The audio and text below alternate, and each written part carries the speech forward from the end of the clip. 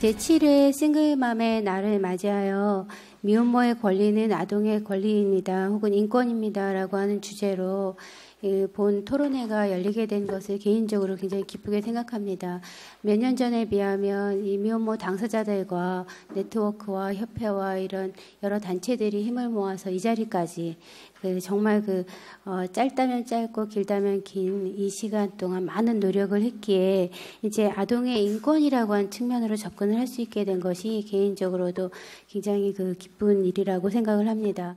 먼저 첫 번째 주제 발표, 미혼모와 아동의 인권 제고를 위한 법제 개선 방안부터 듣도록 할 텐데요. 먼저 이러한 연구를 하게 되는 어떤 배경이라든가 그런 것들을 좀 간단하게 설명을 해드리면, 현재 우리 사회에서는 이제 아주 다양한 가족 형태들을 우리가 발견을 할 수가 있습니다. 그리고 혼인 전 성관계에 대해서도 우리 사회가 과거와는 다르게 이제 상당히 변화를 하였음을 볼 수가 있습니다. 그런데 이 성인 남녀 간의 성관계가 다양하게 변화했는데도 불구하고 그의 결과인 임신에 대해서는 결혼을 하였는지 하지 아니하였는지가 여전히 기준이 되고 있고, 결혼을 안 하면서 임신을 하고 출산을 하는 그런 여성들에게 굉장히 심각한 어떤 경제적, 사회적인 차별과 어려움을 부여를 하고 있습니다. 저는 이제 개인적으로 아까 어느 분도 말씀을 하셨지만 미혼모라고 하는 이 차별적 용어가 합의가 어느 정도 되면 없어져야 된다고 생각을 합니다. 우리가 과거에 남편을 잃은 여인을 미망인이라고 표현을 하고, 즉 모든 희망이 없는 여자다 이렇게 표현을 했다가 더 이상 이제 시대에 맞지 않다고 해서 지금은 미망인이라는 용어를 이제 사용하지 않는 것처럼 때가 되면 미혼모라고 하는 그러한 용어도 좀 긍정적인 그런 용어로 바뀌었으면 하는 그런 바람이 있습니다. 그렇지만 아직은 합의가 덜 되었다는 다양한 지적들이 있어서 미혼모라는 표현을 하기로 하고, 미혼모라는 말에는 제가 이렇게 표시를 하도록 하겠습니다. 임신으로부터 시작해서 많은 갈등을 겪는 그러한 이제 여성들이 존재를 하고, 이 문제를 해결을 하려면 양육을 할 때만 집중적으로 지원을 한다던가 이런 것으로는 부족하고, 제가 보기에는 임신 단계에서부터 시작해서 출산, 양육, 입양까지 전 단계를 하나의 과정으로 보고 이제 총체적으로 종합적인 지원을 해야 된다고 이제 생각을 합니다.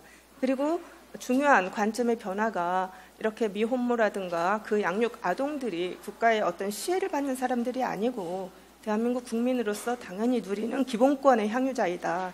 이러한 관점으로 이제 변화가 있을 필요가 있습니다. 제가 여기에서 이 임신 갈등이라고 하는 그런 표현을 사용을 하고 있는데, 제가 살펴보기에는 독일의 낙태 그리고 영아 유기 이러한 조문들이 우리에게 주는 어떠한 시사점이 좀 많이 있다고 생각을 합니다. 그래서 독일 제218조에서는 우리 형법처럼 이제 낙태를 금지하고 218조 A에서 낙태 불처벌 조항을 가지고 있습니다. 그래서 낙태를 특정한 경우에 이제 처벌하지 않는데, 그 특정한 경우에 처벌하지 않는 여성들이 이제 갈등에 있는, 임신 갈등에 있는 여성이라고 파악을 하고 있고, 그 임신 갈등에 있는 여성들이 상담소에서 상담을 한 다음에 이제 낙태를 하면 처벌하지 않는다고 하는 그런 조항을 가지고 있습니다. 그래서 독일에서는 출산하고 난 이후의 갈등이라는 것은 이제 별로 사회적 안전망이 잘 구축되어 있으니까 없기 때문에 임신과 관련한 낙태로 이제 한정을 지어서 낙태주에서 임신 갈등이라고 하는 표현을 하고 있습니다. 근데 이제 저는 우리나라에서는 그 범위가 임신에만 한정하지 않고 사실은 이제 출산, 그다음에 입양, 양육까지 확대할 수가 있기 때문에 좀 더 넓게 그 개념을 확대해 보았습니다. 임신 갈등 상태에 있는 미혼모와 이제 그 자녀의 기본권 강화를 위해서 저는 개헌 논의가 요즘 한창인데 우리들도 이제 좀 소리를 낼 필요가 있다고 생각을 합니다. 그래서 미혼모와 자녀를 우리가 어떤 어려운 사람, 불쌍한 사람, 힘든데 참 열심히 사는 사람, 이런 사람들이 아니라 우리 사회 구성원으로서 당연히 국가가 그들이 인간답게 살 수 있도록 환경을 조성해 줘야 되는 의무가 있는 것이고, 이들은 당연히 인간답게 한 국가의 구성원으로서 살 수 있는 권리가 있다는 것입니다. 그래서 실질적 평등의 관점에서도 접근을 할 필요가 있고, 미혼모와 그 아동의 가족 구성권을 보호할 그럴 필요성도 이제 있습니다. 그리고 임신할 권리가 어떠한 혼인 여부를 중심으로 판단할 것은 아니다라는 관점에서 출산할 권리도 이제 함께 보장을 할 필요가 있다고 생각을 합니다. 그리고 함께 살 때에 인간다운 생활을 할 권리를 이제 보장을 해줘야 되는데 현행 우리 헌법재판소도 사회적 사회복지국가 원칙 하에서 인간다운 생활을 할 권리를 보장을 하고 있지만 가소보호금지 원칙이라고 하는 그러한 원칙을 이제 적용을 하면서 국가가 어떠한 조치도 취하지 않았거나 조치가 현저하게 미흡한 경우에만 인간다운 생활할 권리를 충족시키지 못한다고 이제 판단을 해서 사실은 이 기준에 따르면 인간다운 생활할 권리가 침해될 경우는 거의 없다는 것이죠. 그래서 이 판단도 좀 전향적으로 할 필요가 있다고 생각을 합니다. 아까 말씀드린 대로 이 임신 출산 갈등 개념을 독일 형법에서 이제 제가 나왔다는 것이고요. 그다음에 이제 우리가 또 미혼모와 그 자녀의 권리를 생각을 해보면 영아 유기와 관련해서 나타나는 이제 문제점들을 살펴볼 수가 있습니다. 헌법 제17조에서는 모의 사생활의 비밀과 자유를 보장을 합니다. 그리고 이제 헌법 제10조에서는 아동의 자신의 뿌리를 알 권리를 이제 기본권으로 우리가 도출을 할 수가 있습니다. 그런데 영아 기아의 한 종류로 베이비박스에 아동을 유기하는 이 형태는 산모의 사생활의 비밀은 완전하게 보장을 하지만 아동의 뿌리를 알 권리를 완벽하게 침해한다는 그런 가장 큰 문제가 있습니다. 그리고 그 베이비박스의 존재 의의로 많이 이야기를 하는 생명권을 보호한다는 그것 자체가 상당히 과학적으로 증명되지는 못했다고 하는 것이고 베이비박스가 또 아동과 산모의 건강권을 담보하기는 매우 어려운 제도이다. 이렇게 이제 저는 생각을 해서 사생활의 비밀과 아동의 뿌리를 알 권리 중에서 너무나 사생활의 비밀을 강조하는 이 베이비박스를 이대로 방치할 수는 없지 않는가 이렇게 생각을 합니다. 미혼모와 아동의 권리 향상을 위해서 저는 이제 개헌이 제일 그 상위 규범으로서 좀 하면은 어떤가, 개헌을 할 때에 이런 내용을 담으면 어떤가 이렇게 생각을 했습니다.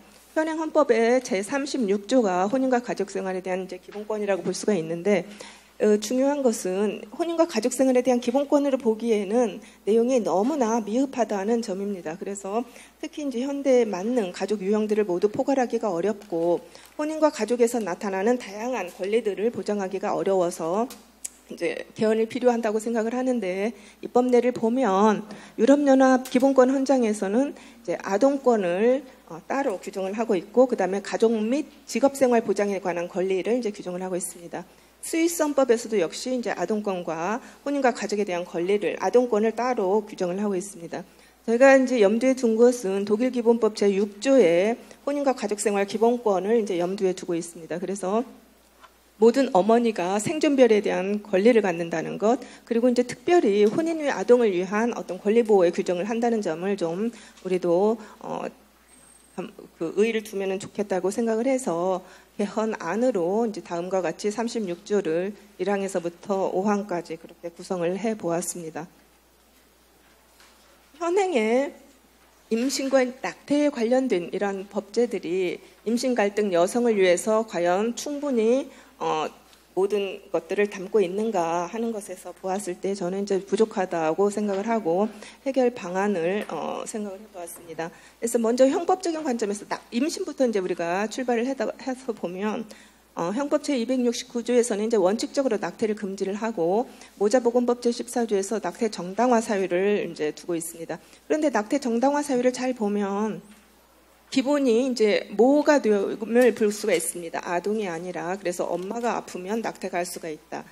아동이 중심이 되어야지 나중에 법 체계적으로 정비를 할 때에도 조금 더 맞지 않을까 저는 이제 그렇게 생각을 하고 이 모자보건법에서 사회경제적 사유로 낙태를 하는 것을 이제 허용하자는 그런 논의에 대해서는 저는 반대 입장을 이제 밝힙니다. 사회경제적 사유로 그 낙태를 허용하게 되면 사실은 90% 이상이 이제 낙태가 사회경제적 사유인데 사회경제적 사유로 낙태를 하지 않도록 일단 만드는 것이 이제 더 기본적인 전제 조건이고 이 사회경제적 사유로 낙태를 허용하도록 하는 것을 성적 자기결정권의 한 내용으로 보기에도 좀 어려운 점이 있지 않는가 이렇게 생각을 합니다. 불법 낙태의 문제점은 다 아시다시피 의료 사고가 나도 하소연할 길도 없고 강한 의료 비용에 대해서 개인적인 부담이 이제 너무 크게 유발된다 하는 그런 어려운 점들도 이제 현실적으로 나타나고 있습니다. 낙태를 어떻게 보는가는 각 나라마다 이제 다 다르고 미국식의 뭐 기한 방식이나 독일식의 상담 조건부 낙태 이런 방식들이 있음을 이제 우리가 알 수가 있습니다. 사회경제적 낙태가 아주 많은데 이 형법상에서의 이 낙태를 전면적으로 금지를 하는 것이 우리가 이제 그리고 그러면서 유기를 하고 그러면서 영아를 분만 중에 살해를 하는 것은 감경을 하는 것 이것들은 어떻게 보아야 되는가 정비가 좀 필요하지 않는가 저는 개인적으로 그렇게 생각을 합니다. 그리고 유전자 진단법을 보면 태아나 영아에 대해서 유전자 진단을 질병 검사를 하기 위해서 하는데 그 이후의 조치들이 이제 나와 있지 않습니다. 그런데 또 유전자 치료는 할 수 없도록 되어 있어서 사실은 태아에 대한 이런 유전자 진단을 하는 대부분의 이유가 장애인이 아닌가 이런 검사를 이제 하게 되는데 그걸로 장애인이 판단이 되면 보통은 낙태를 하게 된다고 합니다. 그런데 이제 현행법상으로는 이 문제를 해결할 수 있는 어떠한 조치들이 없다는 그런 이제 문제점이 있습니다. 그래서 제 생각에는 출산과 유기, 입양에서의 이런 갈등을 좀 현행 법제에 가지고 있어서 제 251조 영의 사례와 제 272조의 영아 유기 감경 규정을 좀 살펴보고 이 규정들이 1953년에 6.25 전쟁 이후에 나타나는 어떠한 여성의 문제점들을 해결해 주기 위해서 이제 만들었지만 과연 현재에도 필요한 것인지에 대한 굉장히 좀 깊은 고민이 있어야 되고 제 생각에는 낙태죄 형법상의 낙태죄 규정이라든가 뭐 다른 조항으로 해결을 할 수 있다고 이제 이렇게 생각을 합니다. 베이비박스의 문제는 아까 잠깐 말씀을 드렸듯이 뭐 이 차선의 어떤 아동 보호 수단이다, 아동의 생명 보호 수단이다, 뭐 이렇게 이제 많이 이야기를 하고 이렇게 베이비박스에 많이 유기를 하는 원인이 뭐 입양 특례법 때문이다, 뭐 아니면은 가족관계 등록 때문이다, 뭐 이렇게 이제 여러 가지 주장들을 하고 있습니다.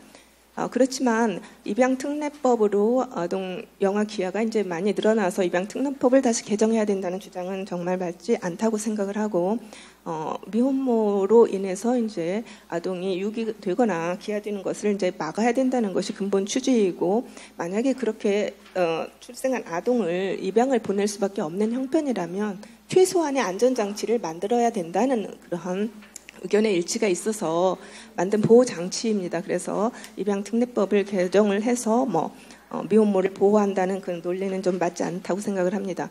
가족관계 등록법을 이제 통해서 미혼모의 신분이 출산을 했다는 신분이 이제 드러나지 않도록 해야 된다. 그래야지만 기아가 드러나지 않는다는 그런 주장들이 강하게 있어서 지금 이제 법 개정을 통해서 일반 증명서, 상세 증명서, 특정 증명서로 이제 바뀌었는데 이것이 근본적인 해결책이라고 이제 보기는 어렵다고 생각을 합니다. 또 큰 문제 중에 하나가 한부모가족지원법상의 이제 입소 자격입니다. 기본생활시설의 입소 자격이 미혼모로만 한정이 되어 있습니다. 그래서 이 아동을 출산하는 데에 어려움을 겪는 사람들은 결혼을 하지 않는 여성에 한정되지 않고 기혼 여성도 한정이 많이 있습니다. 그래서 이것을 꼭 미혼모로 한정할 필요가 없다는 것이 이제 저 생각이고, 그 다음에 입소 신청서를 이제 관할청에다가 제출을 할 때에 자신의 개인정보를 굉장히 상세하게 이제 제출을 해야 됩니다. 이런 개인정보는 익명으로 이제 아동을 출산하고 싶은 많은 여성들에게 어떤 장애물이 된다고 그렇게 생각을 해서 익명으로 출산을 하고 싶은 사람에 대한 보호 장치도 자체도 이제 우리가 좀 고민을 해야 된다고 생각을 하고, 그리고 이제 이 개인정보 수집에 대한 철저한 보관 관리 폐기 이런 것들도 좀 법에서 규정을 하면은 좋을 것이다 이렇게 생각을 했습니다. 영아 유기의 대책으로 지금 이제 가족관계 등록법을 좀 개정을 하면서 개선을 했다고 이렇게 말을 하지만 가장 근본적인 대책은 사회경제적인 사유로 낙태와 영아 유기가 일어난다고 하는 것은 이제 일반적으로 다 알려진 이야기입니다. 그리고 사회에서 출산했을 때 나오는 그런 실질적인 차별들 이런 것들이 이제 가장 큰 문제이다고 생각을 해서 우리도 임신 단계에서부터 좀 갈등을 겪는 여성들을 위해서 처음부터 체계적으로 임신부터 출산, 입양 혹은 양육까지 상담 중심으로 좀 다시 재정비를 할 필요가 있다고 생각을 합니다. 그리고 미혼모와 아동이 이제 같이 사는 경우에 출산을 어렵게 하고 입양을 하지 않고 이제 같이 살기로 결정을 한 경우에는 가장 필요한 것이 뭔가 하는 갈등 요인이 무언가를 보면은 저는 이제 쉽게 나타난다고 생각을 하고, 가장 갈등을 많이 겪는 이유가 경제적인 요인, 사회적인 차별입니다. 그렇기 때문에 경제적인 안정과 사회적 차별을 제거를 하면 입양하지 않고 단독 양육으로서 이제 아동과 같이 살면서 할 수 있는 어떤 기반이 마련되었다고 생각을 합니다.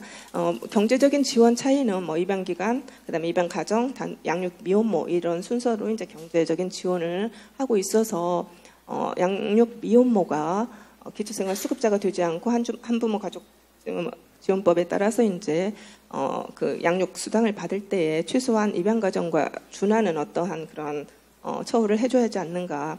부모의 경제적 수준과 관계없이 의료기관이라든가 지원을 좀 같이 해줬으면 좋을 것이라는 그런 생각을 해보았습니다. 그래서 이제 한부모 가족 지원법상의 가장 큰 문제라고 말씀드리고 싶은 것은 아까 보았듯이 입소 자격의 제한이라든가 입소 시 개인정보를 주고 싶지 않은 사람에 대한, 즉 익명으로 출산만 하는데 도움을 받고 싶은 사람에 대한 어떤 장치가 전혀 없다는 점, 그리고 그 경제적인 지원이 현실에 부합하지 않게 이제 좀 너무나 낮고 입양모와 입양 가족에 비해서도 이제 좀 차별적이다고 저는 생각을 했습니다. 국민기초생활보장법에서 가장 큰 문제는 아무래도 이제 그 부양 의무자를 중심으로 해서 기초생활보장법상의 이제 급부가 제공이 된다는 것이 가장 큰 문제라고 생각을 합니다. 양육비 이행 확보 및 지원에 관한 법률은 이제 양육비를 이제 이행을 강제하기 위해서 국가가 먼저 개입을 하고 그 다음에 이제 구상권을 청구한다는 그런 내용인데, 이것이 개인 간의 어떠한 그 갈등의 문제를 국가가 뭐 돈 받아주는 일까지 다 하느냐 하는 이러한 문제 제기와 더불어서 더 큰 문제는 실효성이 이제 없다는 것입니다. 뭐 돈을 양육비를 지급을 하고 싶어도 지급을 할 수 있는 사람들은 현행 법상 굉장히 많은 장치들이 다 되어 있습니다. 그래서 재산이 있으면 재산에 대한 뭐 집행명령도 하고 이행명령도 하고 강제 차압도 하고 뭐 별걸 다 할 수가 있는데, 양육비를 지금 지급할 수 없는 사람들은 보통 주거 불안정이거나 아니면은 뭐 실직이거나 소득이 없는 사람들이거나 뭐 이런 사람들인데, 과연 이 법률에 따라서 얼마나 양육비가 구상될 수 있을까 하는 것이 이제 저는 개인적으로 좀 문제가 있다고 보고, 이 신문에 보면 이제 이 양육비를 이행하겠다고 답한 사람 중에 13%만 실제로 이제 이행을 했다는 그러한 통계가 나와 있습니다. 그래서 양육비 이행 확보 및 지원에 관한 법률을 좀 실제로 할 필요가 있고, 이 부분에 대해서는 저는 독일식처럼 국가가 그냥 지원을 하는 방향으로 좀 개선을 하면은 어떨까 하는 그런 생각을 해보았습니다. 그래서 우리가 이제 살펴본 그 법제의 구체적인 개선 방안은 경제적 안정, 일단은 이제 기본적인 지원 법제가 우리도 이제 마련은 되어 있다는 점을 잘 알 수가 있겠고, 경제적 안정을 위해서는 아동수당 도입부터 시작을 해서 부양 의무자 폐지라든가 개인 단위로 기초생활비를 계산하고, 그다음에 산출 방식도 개선을 하고, 그다음에 이제 한부모 가족법상의 지원 내용은 한부모 가족법은 이제 그 노동 능력이 있는 사람들이 노동을 할 수 있도록 촉진하면서 경제적인 어려움을 겪지 않도록 하는 그런 효과를 발생을 해야 되는데, 한부모 가족법상의 지원 내용이 너무나 적기 때문에 오히려 그냥 기초생활 수급자가 되는 것이 더 나을 정도의 판단을 하게 된다는 것이죠. 그래서 이 내용을 좀 그 경제적 수준을 강화해야 될 필요가 있겠다고 하는 것입니다. 그다음에 이제 차별금지에 대한 처벌을 좀 강화할 필요가 있다고 생각을 합니다.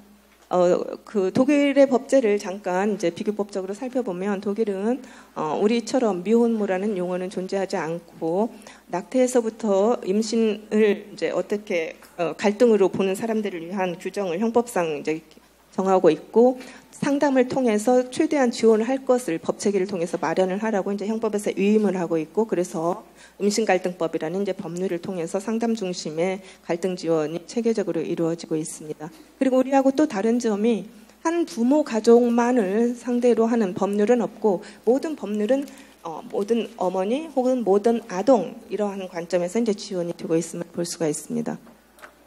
형법상의 이제 낙태와 상담 간의 관계를 잠깐 살펴보면 모의 자기결정권과 태아의 생명권을 규범조화적으로 해결하려고 하는 모습을 이제 볼 수가 있겠고, 낙태 금지와 불처벌을 이제 아까 말씀을 잠깐 드린 대로 갈등을 통해서 상담을 한 사람들에게 이제 낙태를 불처벌하는 그런 조항을 두고 있습니다.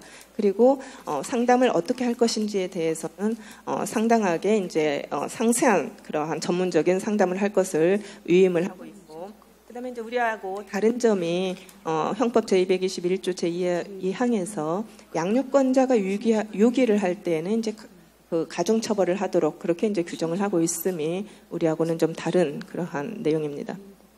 임신 갈등 상담을 그러면은 이제 어떻게 하는지를 보면 임신 갈등 상담 센터는 위기 여성만 가는 것이 아니라 모든 사람들이 남녀 공히 출입할 수 있는 굉장히 접근이 쉬운 그런 곳에 있습니다. 그리고 전문적인 실질적인 상담을 해야 되고, 이제 유형별 연령별 이제 상담을 하는데, 유형별 연령병을 한다는 것은 이 유전자 진단법상 이제 태아에 대한 유전적 질병이 판단이 되면 독일법에는 이제 낙태가 가능한데, 그럴 때 그냥 낙태를 하지 않고 이 상담소를 연결을 하면서 이러한 질병을 가진 아이들도 충분하게 잘 살 수 있는 그런 사회이다고 하는 것에 대한, 그리고 모든 지원에 대한 이제 설명을 하고, 그리고 최종적으로 판단권을 이제 열어두는 그런 시스템입니다. 그리고 난 다음에 이제 우리의 베이비박스 같은 그런 제도가 있었는데, 한 10년 동안 이 문제가 굉장히 심각하게 독일에서는 받아들여져서 베이비박스가 산모의 익명성을 완전히 보장을 하면서 사생활의 비밀 보장은 되지만 아동의 뿌리를 알 권리를 이제 너무나 과도하게 침해한다고 해서 제한적 익명 출산 제도라고 하는 신뢰출산법을 이제 제정을 했습니다. 그래서 이 산모의 익명성이 16년 동안만 보장이 되고 16년 이후에는 아동에게 자신의 서류를 열람할 권리가 이제 생기게 되고, 이 임신 갈등 상담소의 상담이 이 아동이 자신의 뿌리를 알 권리를 행사하는 이 시점까지 이제 계속 지속되고 있음을 볼 수가 있습니다. 이 관련 법제를 통한 단독 양육모와 이제 아동 지원 상황을 살펴보면은 이제 이렇게 굉장히 많은 지원이 이루어지고 있음을 볼 수가 있습니다.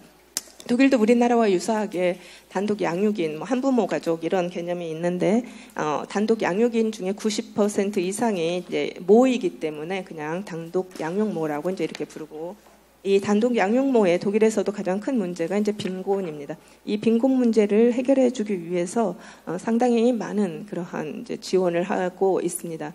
그래서 헌법재판소가 먼저 이제 취조 생계비에 대한 판단을 아주 전향적으로 하면서 계산 방법을 특히 이제 굉장히 투명하고 논리적이고 합리적으로 해야 된다고 하고, 법률에서 어떻게 계산할 것인지를 구체적으로 정하라고 그렇게 이제 이야기를 하고 있고, 월정액뿐만 아니라 특수수요도 부가적 급부로 전부 인정을 해야 된다고 하는 그런 판단을 이제 함으로써 진일부하였다 이렇게 보고 있습니다. 사회법전상 보면 제2권이 이제 구직자 기초보장이고, 이것은 노동 능력이 있는 경우이고, 제12권이 사회 부조로 노동 능력이 없는 경우에 이제 지급을 하는 그런 급부인데, 이 급부의 기준은 이제 같습니다. 통상수요법에 따라서 결정이 되는데, 중요한 건 6등급까지 이제 구분을 하고 있고, 부양 의무자의 기준이 아니라 독립된 가족을 가진 한 사람을 이제 기준으로 해서 양육모, 단독 양육모는 1등급으로 409유로를 받고, 양육모와 같이 사는 아동인 경우에는 이제 연령에 따라서 311유로부터 237유로까지 이렇게 이제 받습니다. 이러한 급부와 더불어서 주거, 난방 이런 급부들을 이제 다양하게 주고 있습니다. 그리고 소득세법을 보면 면세 조치와 더불어서 장애 아동에 대한 세금 감면과 그다음에 아동 수당을 이제 도입을 하고 있습니다. 아동 수당도 첫 해가 이제 190유로부터 그다음에 둘, 셋, 넷까지 221유로까지 이제 규정이 되어 있고, 통상 18세까지 지급이 되지만 대학 교육 중이면 25세까지 지급을 하고 있습니다. 그런데 고소득자는 아동 수당이 이제 별로 큰 의미가 없기 때문에 아동 소득공제로 그렇게 이제 혜택을 주고 있습니다. 그리고 아동 보조금이라고 하는 이제 보조금이 우리가 양육 미혼모에게 지급을 하는 그런 양육 수당과 이제 유사한 그러한 개념입니다. 그래서 그 수입으로 이제 자신의 소유는 충당이 되지만 자녀를 위해서 불필요한 경우에 이제 지급되는 것이 아동 보조금이고, 아동 보조금을 받는 그러한 요건은 일단 아동 수단을 받아야 되고, 그다음에 뭐 재산이 일정 정도를 넘지 않아야 되고, 수입이 일정 정도를 넘지 않아야 되고, 뭐 이런 것이 있고, 최대 이제 190유로를 받을 수가 있습니다. 제가 이제 살펴보고자 하는 것은, 독일과 같은 경우에는 부모 수당도 그냥 아무 직업이 없는 사람도 출산 후에는 당연히 받을 수 있는 것이고, 직업이 있으면 물론 이제 더 많이 받는 것이죠. 그래서 기본적으로 사회적 취약계층이라고 불리는 이러한 단독 양육모가 생활에 어떠한 경제적 궁박은 겪지 않도록 그렇게 이제 하고 있음을 우리가 볼 수가 있습니다. 결론적으로 잠깐 말씀을 드리면 제일 중요한 것은 국민 인식 개선이 이제 정말 중요하다 이렇게 생각을 하고, 그다음에 현행 헌법 제36조가 한계가 있다. 그래서 36조를 혼인과 가족 생활을 위한 기본권을 보장하는 어떤 규정으로 이제 개선을 할 필요가 있다는 것입니다. 그리고 형법을 일단 개정을 해서 낙태죄의 원칙적 금지를 한번 우리가 독일과 같이 상담조건부, 어떤 임신 갈등 여성을 위한 상담조건부 낙태의 방식으로 모의 자기 결정권도 보호하는 방향으로 이제 해결을 할 필요가 있겠고, 영아 유기죄라든가 영아 살해죄가 직계진속의 치욕을 은폐하기 위하여 양육할 수 없음을 예상하거나 특히 참작할 만한 동기, 이런 동기를 현재도 굳이 우리가 감경사유로 고려를 해야만 하는가 하는 것에 대한 좀 검토가 필요하다고 봅니다. 모자보건법 제14조도 낙태 정당화 사유를 이제 태아 중심으로 다시 바꾸어서 유전자 진단법과 이제 연계를 시켜서 규정을 할 필요가 있다고 생각을 합니다. 그래서 이제 임신 갈등에 대한 어떠한 극복 해결 방안을 보면 베이비박스 문제를 해결하기 위해서는 독일식의 제한적 익명 출산제 제도가 이제 검토가 필요하고, 그렇지만 이제 제한적 익명 출산제의 검토를 위해서는 같이 이루어져야 되는 법 개정이 한 7가지가 있는데 같이 이제 이루어질 필요성도 있습니다. 그리고 상담 중심으로 이제 시스템을 구축해야 된다는 것, 인간다운 생활의 권리 보장을 위해서는 경제적인 안정이 중요하고, 그다음에 이제 아동수당의 도입이라든가 한부모 가족법상의 지원 내용, 그리고 이제 양육비 이행 확보는 차라리 이제 국가의 보조로 돌리는 그런 내용을 얘기를 해보았습니다. 네, 고맙습니다. 네. 지금 한국 사회가 저출산 재앙을 맞아서 그 저출산 대책 10년이고 저출산 대책에 대해서 예산이 80조가 들었습니다. 그죠? 그리고 긴 시간하고 막대한 예산이 들었음에도 불구하고 점점 더 출산율은 떨어지고 있는데, 그 근본적인 이유에 대해서 저희 미혼모와 그 아기들의 드러내는 지점이 저출산의 원인이 극명하게 드러나고 있다라고 저는 얘기하고 싶습니다. 왜 그러냐면 한국 사회에서 특히 국가와 사회가 아이 그 자체만으로 보호받고 있는가 라는 것에 대해서 그 누구도 눈을 돌리지 않고, 그 아이를 보호하는 것보다 아이를 몇 명을 낳는가, 몇 명이 결혼해서 결혼 제도를 통해서 몇 명이 태어났는가에만 집중되어 있기 때문에 보호받지 못하는 아이들 낳는 분들은 아이를 버리든가 유기하든가 살해할 수밖에 없는, 그 인간으로서 미혼모의 아기들 같은 경우에는 인간의 기본권 중에서 가장 최우선돼야 되는 생존권의 위협에 보호를 받지 못하고 있기 때문에 죽어가고 있다. 이 책임은 과연 그 아이를 살해한 엄마에게만 있는 것인가, 그리고 버린 엄마에게만 있는 것인가에 대한 질문을 던지고자 제가 이 자리에 섰습니다. 그 아동을 병원 위에 출산한 분들 얘기를 들어보면 과연 왜 병원에서 출산하지 못했는가 들어봤을 때 최소한 지원되는 출산카드 50만 원, 산정검사를 다 듭니다. 그리고 아이를 갑자기 가져서 이 출산을 해야 되겠다는 결심했을 때 주위에서 지원 체계에 대해서 정보를 구하지만 대부분은 인터넷 검색 내지는 이제 톡이라든가 SNS, 이거 외에는 정보 체계가 없는 거예요. 이분들이 살 방법을 구하기 위해서 주민센터라든가 보건소라든가 국가 지원 체계를 찾아갔을 때 정보를 받아서 살 수 있었다라는 답변이 없었어요. 현장에 도착했을 때 대부분은 그러면 이 아이를 이렇게 한겨울 1, 2월 화장실에서 낳게 되었을 때 그 이전에 어떤 노력을 했는가 물어봤을 때 살려고 이 사람은 최선의 노력을 다했다라고 저는 판단합니다. 왜 그러냐면 남자친구한테 연락하면 남자는 만약에 연락하면은 죽이겠다 이런 협박을 하죠. 남자 집에서도 마찬가지입니다. 그리고 집에는 친정에 말할 수가 없습니다. 특히 나이가 어린 경우에 더하고. 그래서 이걸 방법을 찾기 위해서 지식인에 올리면 차단당합니다. 아이디가 삭제되죠. 그리고 어디에 물어봐야 될지를 묻기 위해서 정부에서 국가에서 운영하는 기관들을 찾아가면 출산 카드에 대한 안내밖에 하지 않습니다.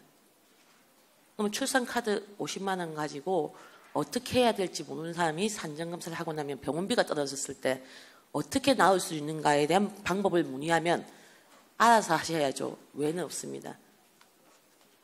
그래서 이 사람이 설마 오늘 낳겠나 내일 낳겠나 보다 보면 어떻게 하다 보면 사고처럼 그날 아침에 그날 밤중에 새벽에 낳는 것이 병원 이외 출산인 것입니다. 그랬을 때 순간적으로 너무 추웠다 아니면 그 과정이 너무 지난했다 험난했다는 경우에는 살해로 연결될 수밖에 없다. 당연한 것입니다. 그래서 저희가 맞닥뜨렸을 때 할 수 있는 말은 딱 한 가지입니다. 정말 최선을 다했다. 고생했다. 어쩔 수 없었다. 이렇게 아이를 살려줘서 고맙다는 말밖에 할 수가 없습니다. 우리나라 지원 체계가 얼마나 허술한지 아이의 존재를 보호하기 위해서 어떠한 노력도 하지 않는다는 걸 잘 아는 현장 활동가로서는 그 말 외에는 할 말이 없습니다. 그렇다면 이런 상황이 제보가 과연 저희한테만 들어오지 않을 것입니다. 그죠? 그렇다면 가장 먼저 달려가는 것이 어딜까요? 저희 같은 작은 약소단체에 이 정도 연락이 온다 하면 가장 아기라면 특히 유기된 아기, 살해된 아기 그리고 병원 이에 출산된 아기라면 연락이 가는 것은 아마 입양기관일 것입니다. 입양기관에서 국가에서 병원 이에 출산을 지원하기 위해서 받는 돈은 거의 없는 걸로 알고 있습니다.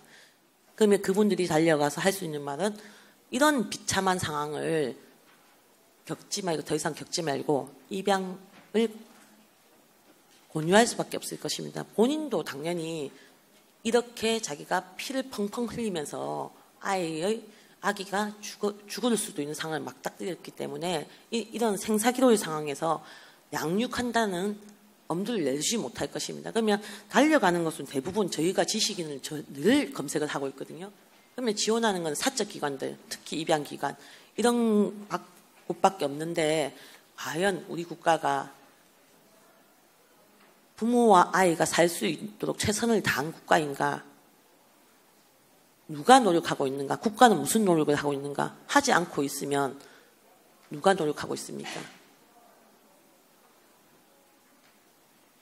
양육하기 위해서 만든 단체들에서 기업들에서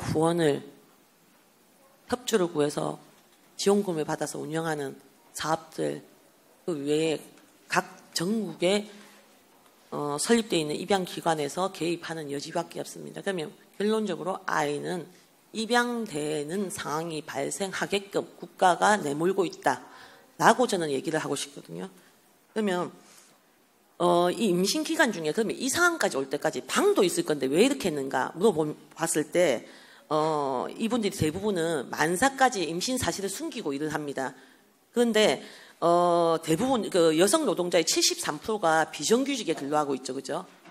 그런 상황에서 특히 여성 청년 여성이 일하는 곳이 거의 비정규직이고 5인 이하 사업장입니다.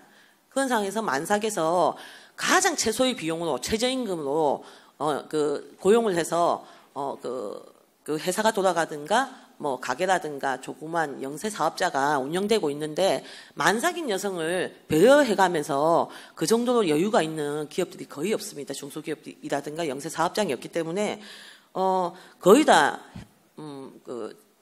해고가 되는 것이죠. 해고되고 나면 길게까지 일해도 8개월 정도 일을 할 수 있을 것입니다. 5, 6개월에 그만두고 7, 8개월에 그만둬서 그 뒤에 생활은 어떻게 했느냐.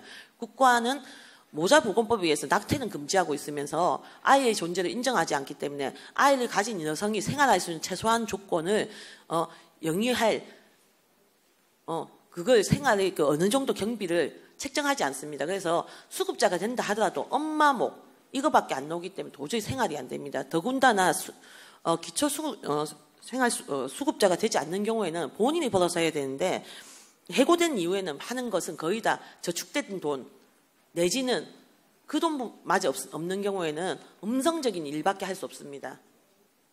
그러면 그 출산 이후 아이를 어떻게 키울 것인가에 고려조차 할 수 없고 살기 위해서 음성적인 일을 할 수밖에 없는 경우도 발생하고 산모가 할 수 없는 일들을 계속 하고 있거든요. 그래서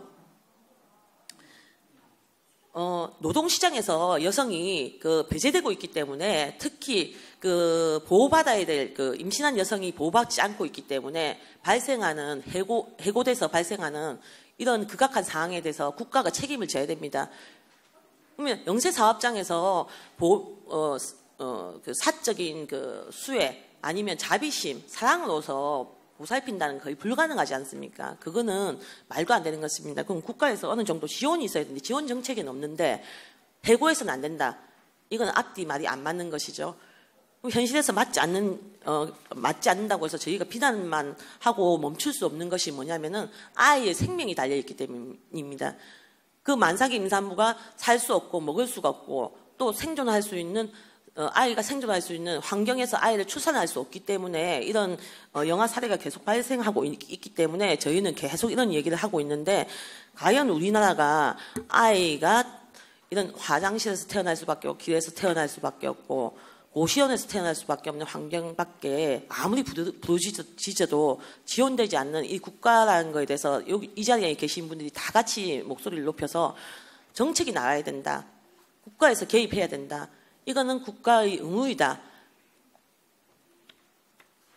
이것에 대해서 얘기를 했으면 좋겠거든요. 삶의 질을 떠나서 지금 생존권의 문제라는 것을 얘기하고 싶습니다. 그런데 국가와 사회는 부당 해고의 책임, 또 국가가 미혼모와 아기에 대해서 돌보지 않는 것, 개입하지 않는 부분에 대해서 어떻게 얘기하고 있냐면은 당연한 의무를 행하지 않는다는 비난을 하는 국가를 비난하는 것이 아니고 여성이 부도덕하다. 결혼하지 않고서 임신한 것은 부도덕한 행위니까 이런 일을 겪어서 마땅하다. 그렇다면 아이는 무엇입니까? 아이에 대해서는 사회와 국가가 어떤 얘기를 핑계에 대해서 이 책임을 외면하고 있는가를 한번 생각해 봐야 되는 자리라고 생각합니다. 그러면 이거 아이 생명을 보호하는 책임은 고스란히 임산부가 이제 떠안고 있는데 지금 이걸 떠안은 생명을 갖다가 저희가 미혼모 단체에 대해서 마냥 외면할 수 없기 때문에 지원하고 있는 사업들이 트라이앵글 사업이라고 미혼모 지원 네트워크, 한국 미혼모 가족협회, 인트리에서 세계 단체에서 전국적으로 임산부라든가 그 출산 후 36개월 이하 영아를 드리고 양육하는 가정을 지원하는 사업이 있습니다. 이것 또한 사적 사업이라고 볼 수 있죠, 그죠? 국가에서 어떤 지원금을 받고 있는 사업이 아닙니다. 그리고 저희 대구에서는 저희가 소위 알고 있는 아이 버리는 박스, 베이비 박스라는 것이 원래 핀란드에서는 모든 아이들은 같은 요람에서 출발한다는 철학을 담고서 베이비 박스를 시행하고 있죠. 출산 선물을 주고 있습니다. 아이를 행복한 출산을 기원하는 뜻에서. 그래서 우리 한국에서는 이 베이비 박스라는 게 버리는 박스지만은 이 박스를 의미를 또 온전히 담기 위해서 대구에서는 대구 시민들이 각계의 기부품 그리고 후원품 기부 비용을 들여서 전국의 미혼 임산부한테 출산에 최소한 들 수 있는 비용은 물품은 걱정하지 말라는 의미에서 보내고 있습니다. 그렇다면 각 사적 기관 말고 교회, 절 이런 곳에서 의지하지 않고 국가에서 할 수 있는 일들이 저희 각 단체에서 보여주고 있는 이 사업들에 대해서 찾을 부분이 참 많을 것입니다. 그렇지 않습니까? 그래서 저희가 하고 있는 사업에서 영아 유기가 없고 영아 사례가 발생하지 않는 사례가 발생했다면 모티브를 따서 이 정책이 충분히 나올 수 있다고 생각합니다. 그리고 이게 한시적으로라도 임산부가 아이가 보호받지 못하는 환경, 그러니까 엄마가 대부분이죠. 미혼모가 많고 미혼부 숫자가 작으니까, 그러니까 엄마한테서 보호받지 못할 환경에 처한다면 엄마의 지위, 그리고 결혼 여부, 그리고 환경, 뭐 출신, 그 국적에 상관없이 한국에서 난 모든 아이에 대해서는 보호하기 위해서 국가는 앞뒤 가리지 말고 뛰어들어야 됩니다. 그렇지 않습니까? 아이가 최소한의 의료비를 지원받을 수 있고 살 수 있게끔 국가가 개입해서 국가가 당연히 해야 될 의무를 수행할 수 있도록 모든 분들이 한 목소리를 내주신다면 국가가 당연히 해야 될 것을 하지 않는 것에 대해서 수치감을 느끼고 정책 변화를 가져오지 않을까, 저는 그렇게 생각합니다. 그리고 이때까지 저희가 이제 얘기하는 것은 특히 저희도 소수자들이지만 당사자들의 얘기가 배제되고 거의 다 대리해서 얘기하는 시스템. 전문가들이, 그러니까 독일의 경우 외국의 사례라든가 한국의 수치와 통계로 해서 그 큰 그림을 그리는 것은 당연히 맞다고 생각하지만 과연 당사자들이 지금 처한 상황들, 고난들이 무엇인지, 역경이 무엇인지, 현장의 얘기가 무엇인지, 당사자들이 소망하는 이야기가 무엇인지, 그리고 아이를 낳고 키우기 위해서 안전한 환경을 위해서 무엇이 필요한지에 대해서 당사자들의 이야기를 들을 수 있는 자리를 계속 마련하고 얘기를 들었고 그 안에서 정책이 나야 실효성이 있는데, 지금 저출산 대책이라고 지금 10년간 또 돈을 더 쓴다고 지금 나와 있는데, 이 안의 내용들을 보면 회의 구조 확대, 기존에 있었던 이벤트성 이렇게 일회성 이벤트성 기획들, 이런 것들의 안에서 그러니까 아기들도 당사자 아닙니까?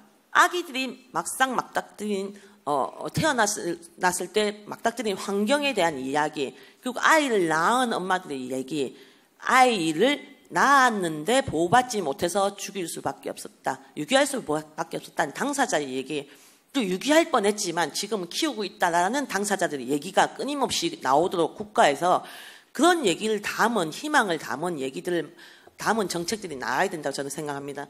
네. 그래서 요 안에서 제가 질문을 앞에 이제 토론 시간 좀 길어서 짧게 얘기하자면, 지금 우리가 바라봐야 되는 것은 엄마, 즉 여성의 권리가 철저히 노동시장이나 사회에서 차별받고 배제되고 비난받고 하고 있기 때문에 그에 따른 국가에서 아이를 책임지지 못하고 그녀가 책임지고 있는 아이의 생존권이 없어지고 있다는 것입니다. 아이의 생명은 없어지고 있다는 것. 그러면 그 책임은 그녀에게 있는 것이 아니고 국가에 있다고 봐야 된다는 것입니다. 그래서 저는 3가지 질문을 좀 담았는데, 첫째, 국가가 사회 경제적 변화에 따라서 결혼 제도가 변화됐다는 것을 패러다임의 전환을 선언을 해야 된다 라고 생각합니다. 인정을 넘어서서 선언해야 된다. 지금 동성가족 형태도 있고 많은 조성가족 형태, 가족 형태 다양한 형태가 있습니다. 결혼만으로서 아이가 구성되는 형태가 지났다는 것입니다. 이거에 대해서 결혼제도, 가족제도가 변화됐다는 선언을 해야 된다. 또 둘째, 여성이 출산을 위해 선행돼야 될 가장 선행돼야 될 주거와 노동, 그리고 교육의 문제가 해결돼야 된다. 여기에 대해서 얘기를 하고 싶고, 셋째, 당사자가 자신의 불편사항이 무엇인지, 이런 불편을 겪은 분들을 찾아내서 이끌어내서 얘기들을 듣고 자연스럽게 희망사항이 무엇인지 국가와 전문가가 함께 전문적 지식을 제공해서 정책적 지원을 통해서 스스로의 얘기를 끌어내서 스스로의 문제를 해결하는 방식의 변화를 도모해야 된다라고 생각합니다. 지금 발생하는 오늘 주제가 영아 6인데 여성의 인권이 이게 없어짐으로써 아이의 영아 6이라든가 생존권이 없어진다는 얘기를 하고 있으면 그 당사자들의 얘기들을 담을 수 있는 판을 깔아줄 수 있는, 자리를 마련해 줄 수 있는 전문가 집단이라든가 국가가 함께 나서서 당사자와 같이 도모하는 자리를 더 만들었으면 좋겠다는 생각입니다. 네. 그리고 요 마지막으로 말씀드리고 싶은 것은 영아 6이라든가 영아 살해 문제는 단순하게 부도덕한 여성, 또 미혼모 집단, 또 일탈적 사건이나 비난받아서 마땅하다는 인식을 지우시고 국가가 의무를 방기했기 때문에 보호받지 못한 아동들이 생명을 잃어간다라고 이런 관점에서 봐주셨으면 좋겠다는 생각을 합니다. 그리고 국가가 의무를 외면한 책임을 구체적으로 묻는 자리가 됐으면 좋겠습니다. 네. 이상 끝내겠습니다. 네.